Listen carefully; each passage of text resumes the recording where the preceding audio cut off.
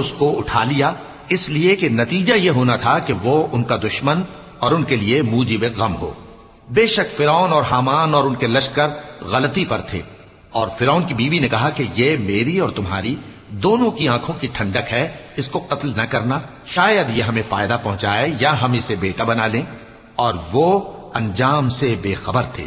اور موسیٰ کی ماں کا دل بے قرار ہو گیا، اگر ہم ان کے دل کو مضبوط نہ کر دیتے تو قریب تھا کہ وہ اس غم کو ظاہر کر دیتی۔ ہم چاہتے تھے کہ وہ مومنوں میں رہیں۔ اور والدہ موسیٰ نے اس کی بہن سے کہا کہ اس کے پیچھے پیچھے چلی جا، تو وہ اسے دور سے دیکھتی رہی، اور ان لوگوں کو کچھ خبر نہ تھی۔ اور ہم نے پہلے ہی سے اس پر دائیوں کے دودھ حرام کر دیے تھے۔ تو موسیٰ کی بہن نے کہا کہ میں تمہیں ایسے گھر والے بتاؤں کہ تمہارے لیے اس بچے کو پالیں اور اس کی خیر خواہی سے پرورش کریں۔